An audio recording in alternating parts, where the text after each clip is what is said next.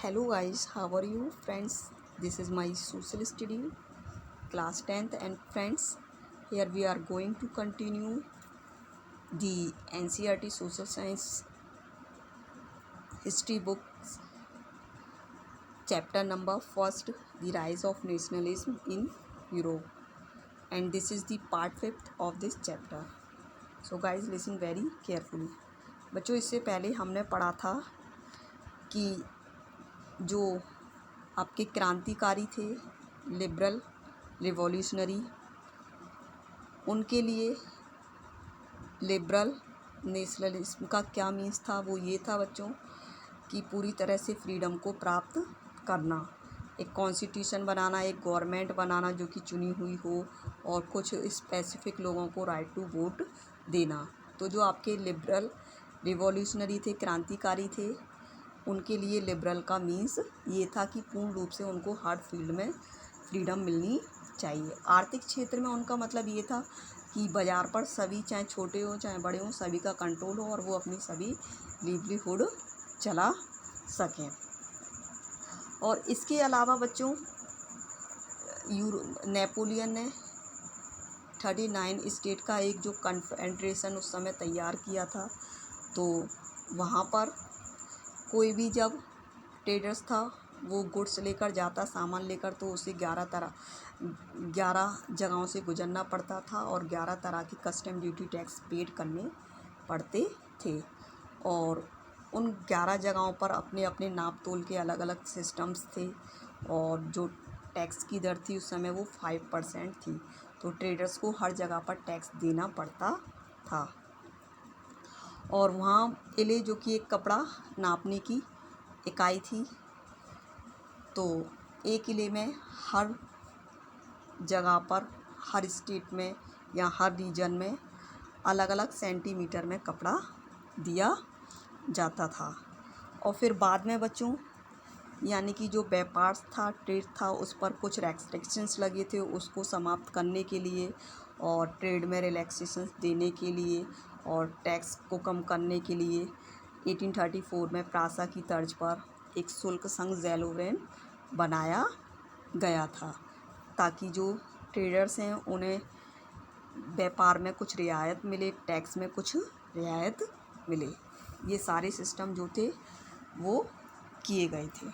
Next बच्चों आगे, आ new conservatives after 1815, यानी कि 1850 के बाद एक नया जो सिस्टम था वो लागू हुआ था, conservatives.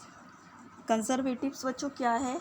A political philosophy that state the importance of tradition, establish institution and custom and preferred gradual development to quick changes.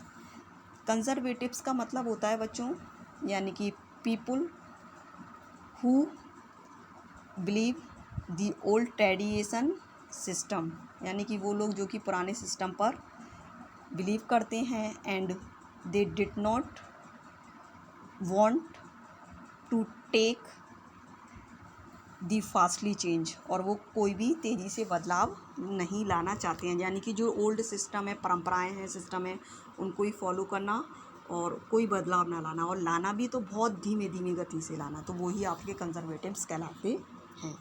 तो बच्चों आप जानते हैं कि 1815 में नेपोलियन जो था वो हार गया था। तो आगे पढ़ेंगे। Following the defeat of Napoleon in 1815, European government were drived by a spirit of conservatives. बच्चों 1815 में नेपोलियन की हार के बाद जो यूरोपियन सरकारें थी वो कंजर्वेटिव की भावना से प्रेरित हुई, यानी कि उन्होंने कंजर्वेटिव सिस्टम को अपनाया।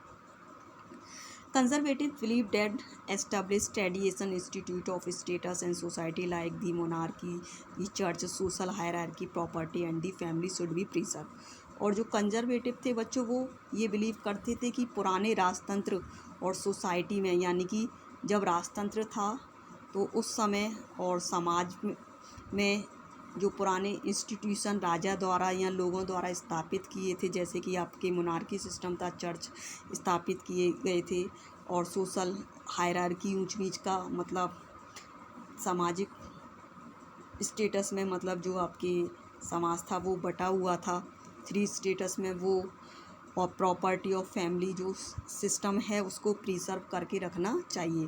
तो जो कंजर्वेटिव्स थे वो चाहते थे कि जो ओल्ड सिस्टम आपका चला आ रहा है वो ही मतलब आप फॉलो किया जाए दोबारा से।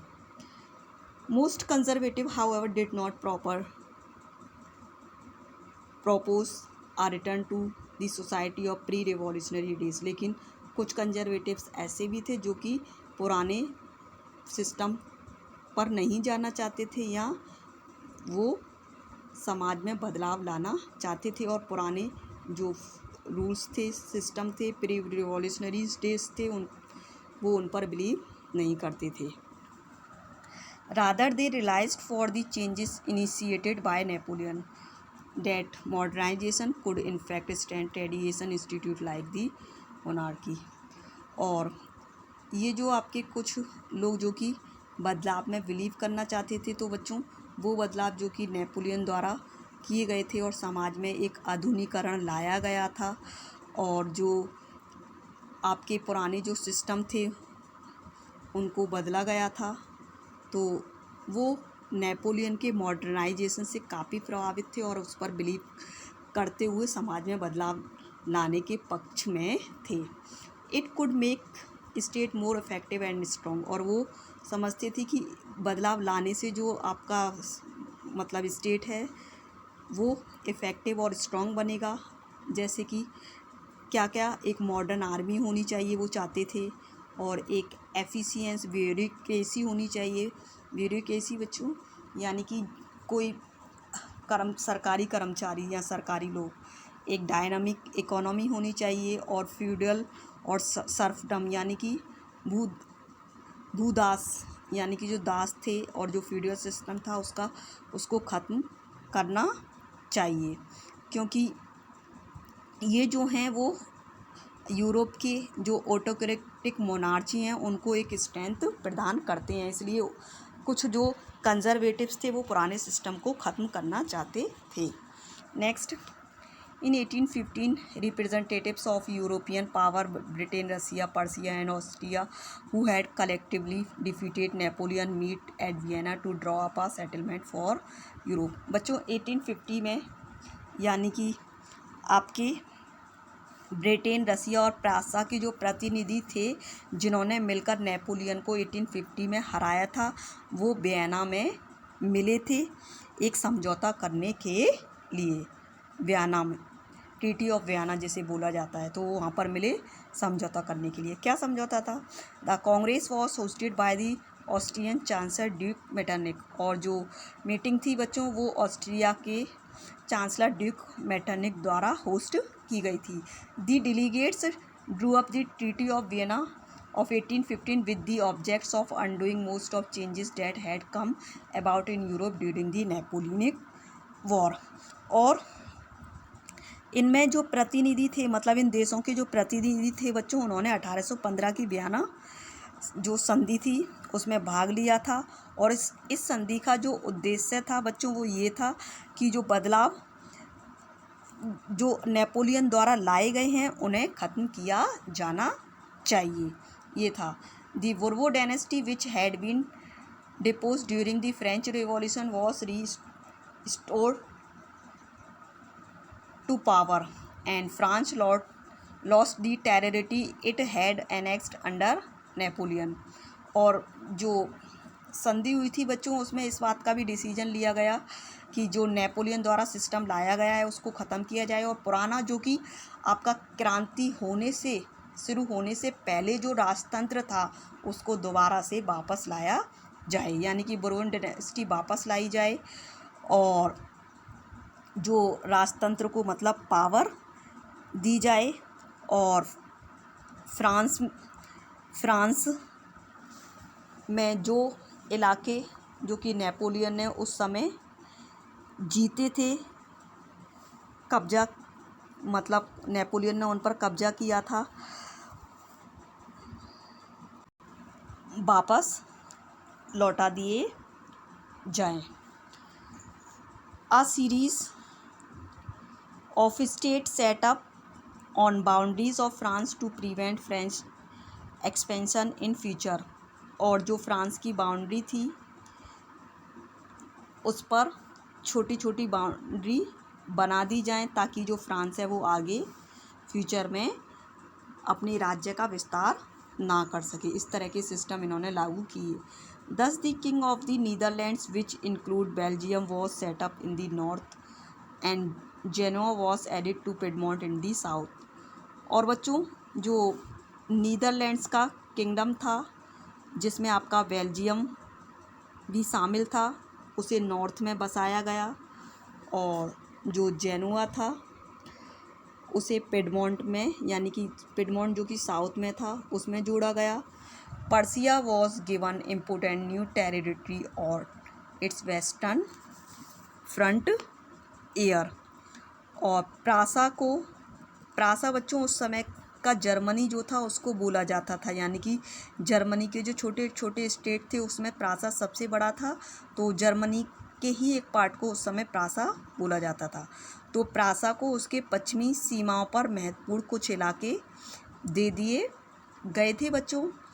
और while Austria was given control of northern Italy, और ऑस्ट्रिया को नॉर्थर्न इटली दे दिया गया था या ऑस्ट्रिया का कंट्रोल नॉर्थर्न इटली पर हो गया था। But German of confederation of 39 state that had been set up by Napoleon were left untouched. तो बच्चों इस तरह से जो आपके 4 कंट्री जो कि जिन्होंने नेपोलियन को हराया था उन्होंने किस तरह से पूरे मतलब स्टेट को बांटा था। बस उन्होंने नेपोलियन द्वारा जो कि 39 स्टेट का एक महासंघ बनाया था उसको कुछ नहीं किया, उसे वैसा का वैसा ही रहने दिया। In the east Russia was given part of Poland while Persia was given a portion of Saxony. और पोलैंड का जो पार्ट था बच्चों वो रूस को दिया गया था, जबकि प्रासा को सेक्शनिटी का एक हिस्सा प्रदान किया गया था। The main intention was to restore the monarchy that had been overthrown by Napoleon and create a new conservative order in Europe. और ये जो मीटिंग्स हुई थी यानी कि ट्रीटी ऑफ वियना जो हुई थी उसका जो मेन इंटेंशन था बच्चों वो ये था पुराने राजतंत्र को वापस लाना जो कि नेपोलियन द्वारा उखाड़ फेंका गया था यूरोप में, और फिर से यूरोप में कंजर्वेटिव सिस्टम को एस्टेब्लिश करना था। Next, conservatives regimes set up इन 1815 वर ऑटोक्रेसी। 1815 में बच्चों जो आपके रूढ़िवादी जो सिस्टम जो था वो स्थापित हुआ था वो निरंकुश था, मतलब अपनी मनमानी करता था। जो सरकार जो सेटअप हुई थी उस पर उसकी पावर पर किसी का कोई कंट्रोल नहीं था। तो जो कंजर्वेटिव जो शासन जो था वो 1850 में जो सेटअप हुआ था वो पूरी तरह से निरंकुश था। दे did not tolerate criticism and dissent and sought to curb activity that questioned the legitimacy of autocratic government। और बच्चों ये जो कंजर्वेटिव जो शासन था जो कि फिर से शुरू किया गया था वो अपनी आलोचना नहीं सुन सकता था और अपनी असहमति बर्दाश्त नहीं कर सकता था, यानी कि कोई उससे सहमत ना हो उनके विचारों से तो वो उसको हटा देते थे अपने रास्ते थे। तो ऐसा था, तो ये कोई भी अपनी आलोचना नहीं सुन सकते थे और ये उन सारी गतिविधियों पर नियंत्रण करते थे जो कि ऑटोक्रेटिक गवर्नमेंट की जो वैधता थी उन पर जो सवाल उठाए जाते थे उसको, यानी कि इन पर कोई सवाल उठाता तो उस पर ये अपना कंट्रोल कर देते थे, यानी कि किसी को इनके सामने बोलने की परमिशन नहीं थी कंजर्वेटिव्स के सामने। Most of them impose censorship law to control what was said in newspaper, books, plays and song and reflect the ideas of liberty and freedom. और ज़्यादातर सरकारों ने बच्चों को सेंसरशिप के रूल्स बनाए थे, जिनका उद्देश्य अखबारों, किताबों और नाटक और गीतों में व्यक्त जो बातें थी उन पर नियंत्रण लगाना था। यानी कि कुछ भी कोई भी चीज़ निकलती थी न्यूज़पेपर वगैरह में, तो ये उस पर कंट्रोल करते थे। और जैसे कि कुछ फ्रीडम से और लिबर्टी से संबंधित जो विचार्स वगैरह जो होते थे मैगजीन्स वगैरह में, तो इस पर भी उन्होंने पाबंदी लगा दी थी कि कोई भी है ना इस तरह की उनकी बिना परमिशन के इस तरह के विचारों को प्रिंट नहीं कर सकता है। Associated with the French revolution, the memory of the French revolution nonetheless continue to inspire liberals. One of the major issues taken up by liberal nationalities who criticized the new conservative order was freedom of press. लेकिन बच्चों फिर भी जो फ्रांसीसी क्रांति की जो चिन्ह थे, स्मृतियाँ थी, वो उदारवादियों को लगातार प्रेरित करती रहीं। और जो नई आपकी जो कंजर्वेटिव सिस्टम था उसकी आलोचना उदारवादी राष्ट्रीयों द्वारा उठाया गया एक मुख्य जो मुद्दा था वो प्रेस की आज़ादी का था। यानी कि जो उस समय लिबरल नेशनलिस्टिस यानी कि जो लोग थे, रिवॉल्यूशनरी थे, उनके द्वारा जो क्रांतियाँ हो रही थी, उन क्रांतियों में जो मेन मुद्दा उठाया गया था वो उस समय प्रेस की फ्रीडम का मुद्दा था, जो कि आपके राष्ट्रवादी उसे आगे बढ़ा रही थी। नेक्स्ट 2.4 बच्चों, रिवॉल्यूशनरी यानी कि क्रांतिकारी कौन थे बच्चों, ये पढ़ते हैं। During the years following 1815 the fear of रेप्रेशन drop many liberal nationalist underground. बच्चों 1850 के बाद के जो वर्ष थे उनमें दमन के भय से, डर से अनेक आपके जो लिबरल और जो राष्ट्रवादी जो आपके रिवॉल्यूशनरी थे वो छिपकर रहने लगे या भूमिगत हो गए। Secret society spring up in many European states to train revolutionaries and spread their ideas. बच्चों और कुछ समय तक ये जो रिवॉल्यूशनरी थे, क्रांतिकारी यानी कि लिबरल नेशनलिस्ट थे, वो भूमिगत होकर सीक्रेट सोसाइटी मतलब जो पार्टियां थे वो बनाने लगे अपनी रिवॉल्यूशनरियों को ट्रेन करने के लिए और अपने विचारों को फैलाने के लिए। To be revolutionary at this time mean tuck commitment to oppose monarchical forms that had been established after the Vienna Congress and to fight the liberal and freedom. Most of these revolutionaries also saw the creation of nation state as a necessary part of this struggle for freedom.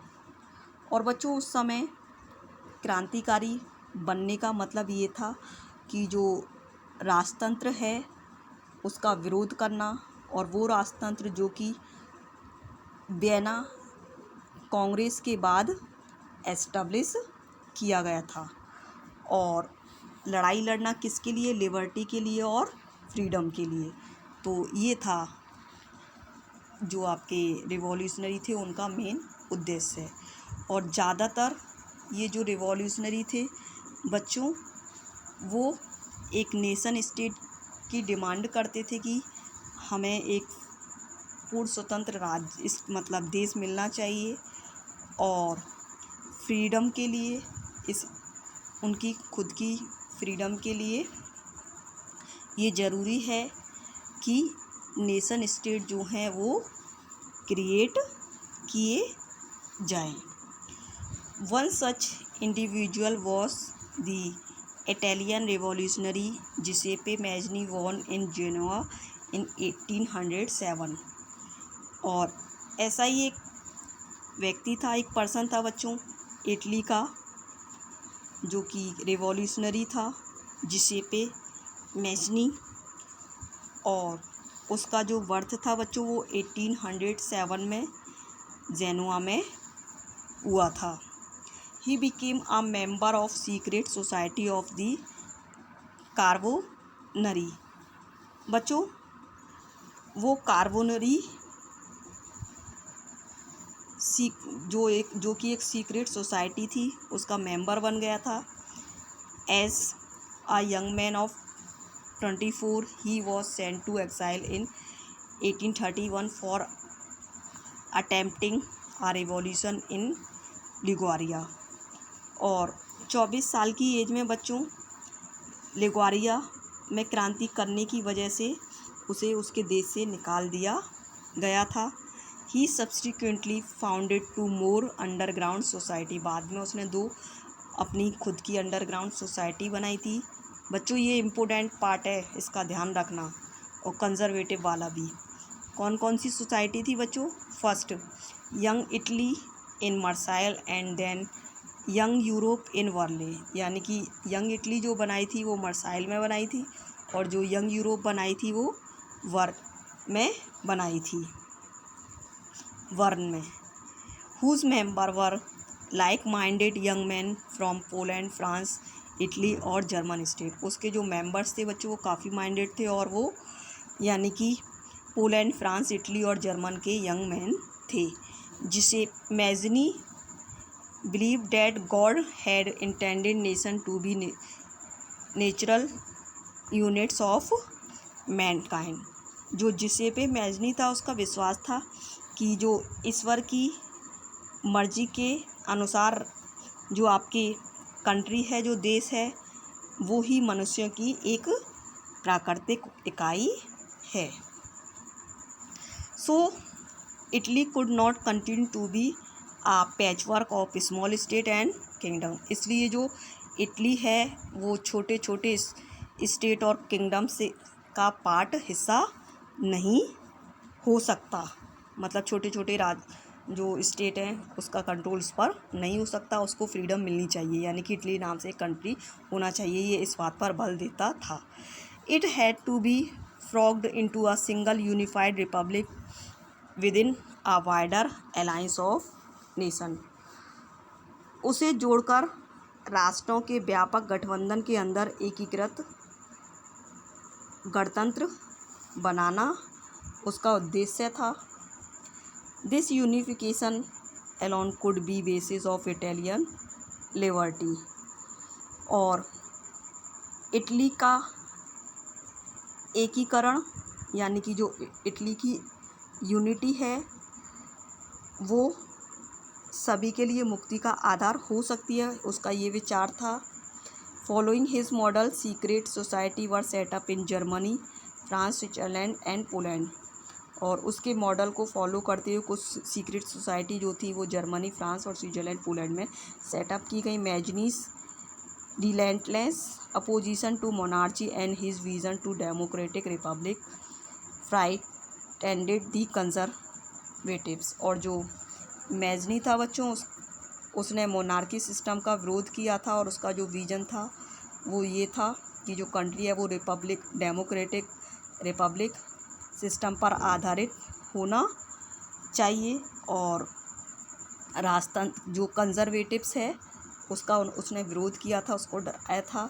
Metternich describe him as the most danger enemy of our social order. और Metternich ने Giuseppe Mazzini को मतलब सबसे ज़्यादा खतरनाक दुश्मन बताया था। उसने कहा था कि जिसेपे मैजनी हमारे सामाजिक व्यवस्था का सबसे खतरनाक दुश्मन है। बच्चों, आज के लिए इतना ही, बाकी नेक्स्ट पार्ट कल कंटिन्यू करेंगे। So thank you.